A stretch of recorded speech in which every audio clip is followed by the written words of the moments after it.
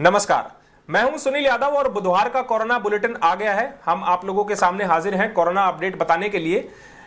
2 दिनों से जो हम आप लोगों को थोड़ा देरी से आप लोगों को इंतजार करा रहे हैं, थोड़ा देरी से जो हम कोरोना अपडेट दे रहे हैं, उसके वजह ये तस्वीरें हैं जो मेरे साइड में तस्वीरें चल रही हैं और इनकी वजह से कोरोना अपडेट 2 दिनों से लेट आ रहा है। ये तस्वीरें हैं गुरुग्राम के जो सीएमओ है डॉक्टर जसवंत सिंह पूनिया, उनके ऑफिस के पीछे मेन पावर लाइन जो जा रही है उसमें कल शॉर्ट सर्किट हुआ था और इनकी वजह से जो सिस्टम्स हैं सीएमओ ऑफिस के वो ठीक तरीके से काम नहीं कर रहे हैं, उनमें खराबी आ गई है, जिस वजह से अब जो काम है वो मैनुअली तरीके से करना पड़ रहा है और उसमें थोड़ा समय लग रहा है। इसीलिए हम 2 दिनों से आप लोगों से जो कोरोना बुलेटिन है वो थोड़ा लेट आप लोगों के सामने पेश होते हैं लेकर उनको।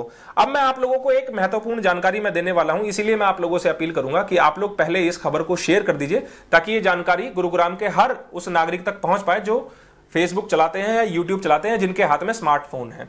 क्योंकि जानकारी ऐसी है कि गुरुग्राम के मालवे टाउन के रहने वाले जो विनोद डुडेजा है, जिनकी तस्वीर मैं आप लोगों को दिखा रहा हूं, ये 26 मई मंगलवार दोपहर से अपने घर से लापता है, जो कि मालवे टाउन में ही घूमने टहलने के लिए निकले थे और इनके जो हाइट बताई गई है वो तकरीबन 6 फीट लंबे हैं। गहरे गुलाबी रंग की इन्होंने टी शर्ट पहनी हुई है। इनको डायबिटीज है। ये अपना मोबाइल और दवाई घर पर ही छोड़ गए या भूल गए और अगर आप लोगों ने इनको कहीं देखा हो तो कृपया आप ये जो 4 नंबर दिए हुए हैं मोबाइल नंबर, इन पर आप संपर्क करें, इनके परिवार की मदद करें। इनका परिवार काफी टेंशन में है, परेशानी है उनको।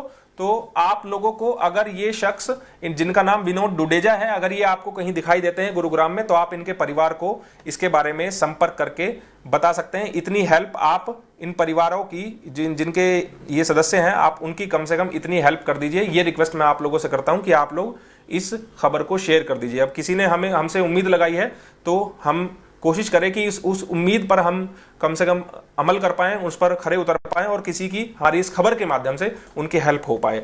अब मैं बात कर लेता हूं आपसे जो आज का कोरोना अपडेट आया है उसको लेकर। गुरुग्राम का कोरोना अपडेट बुधवार को यह कहता है कि संख्या गुरुग्राम में कोरोना पॉजिटिव्स की बढ़कर अब 337 हो गई है, 337। यानी कि बुधवार को 20 लोगों की रिपोर्ट्स पॉजिटिव आई है। इसके अलावा 10 लोगों को आज अस्पताल से डिस्चार्ज भी किया गया है, 10 लोग रिकवरी भी हुए हैं। अब टोटल जो केसेस हैं गुरुग्राम में वो बढ़कर हो गए हैं 337। इसके अलावा एक्टिव केसेस की अगर बात करें तो एक्टिव केसेस की संख्या 144 हो गई है, 144 एक्टिव केसेस की संख्या हो गई है। और डिस्चार्ज होने वाले मरीजों की अगर बात करें तो उनकी संख्या 191 यानी कि 191 हो गई है। इसके अलावा 2 लोगों की मौत हो चुकी है। ये सब संख्या है अभी तक की जो आज बुधवार को आंकड़ा आया उसके अनुसार। अब मैं आप लोगों को बताता हूं कि गुरुग्राम में जो आज 20 नए कोरोना पॉजिटिव केसेस आए हैं वो किन किन इलाकों से हैं, वो सब मैं आप लोगों को धीरे धीरे बताता हूं। जरा आप लोग नोट कर लीजिएगा कि 8 लोग राजेंद्र पार्क से पॉजिटिव आए हैं, उनकी रिपोर्ट आज पॉजिटिव आई है। एक ही परिवार के ये बताए जा रहे हैं, सभी 8 लोग पॉजिटिव आए हैं। उसके अलावा 2 केस सरहोल से आए हैं, 2 डूंडाहेड़ा से आए हैं, 2 बीएसएफ के जवान बताए जा रहे हैं, जो भोंसी में बीएसएफ कैंप है वहां से 2 बीएसएफ के जवान बताए जा रहे हैं।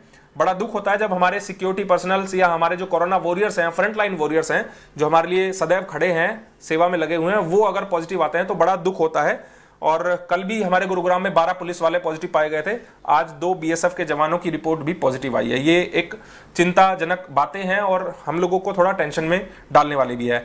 एक केस सेक्टर 14 से है, एक शक्ति पार्क, एक अशोक विहार फेज 3 और एक आचार्यपुरी से, जबकि 2 केसेस की रिपोर्ट जो लोकेशन है वो आना अभी बाकी है। हमारे पास अभी 2 केसेस की लोकेशन नहीं आई है। मैं एक बार फिर दोहराता हूं जो लोग ठीक तरीके से नहीं सुन पाए हो।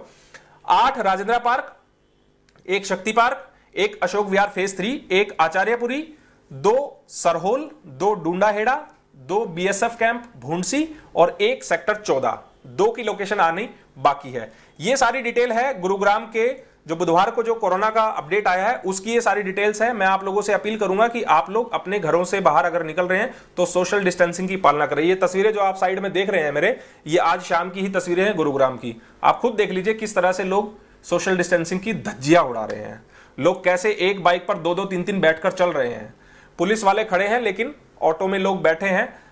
सारा काम पुलिस पर, सरकारी अधिकारियों पर, इन पर ना छोड़े, अपनी भी जिम्मेवारी समझे, एक जागरूक नागरिक बने और कम से कम इन नियमों की पालना करें। अन्यथा ये आंकड़ा ऐसे ही बढ़ता रहेगा और सबको टेंशन में डालता रहेगा। आप लोगों से अपील है कि जितने भी जो इसके नियम हैं बचने के लिए, उन नियमों को आप लोग अपनाएं। एक जानकारी और आखिर में मैं देना चाहूंगा, शुरुआत में मैं जरा सा भूल गया कि गुरुग्राम में अब सभी प्राइवेट हॉस्पिटल्स में कोविड पेशेंट्स का इलाज किया जा सकता है। ये अब जिला प्रशासन की तरफ से कहा गया है कि हर एक प्राइवेट अस्पताल में कोविड पेशेंट्स का इलाज किया जाएगा और कोई भी अस्पताल आप लोगों को बाध्य नहीं कर सकता कि वो आपका इलाज नहीं करेंगे। ये जानकारी एक नई निकलकर सामने आई है। लेकिन एक चीज ये है कि प्राइवेट अस्पताल में आप खुद से अगर जा रहे हैं तो आपको वहां पर जो उनकी सर्विसेज हैं उनके चार्ज आपको देने पड़ेंगे।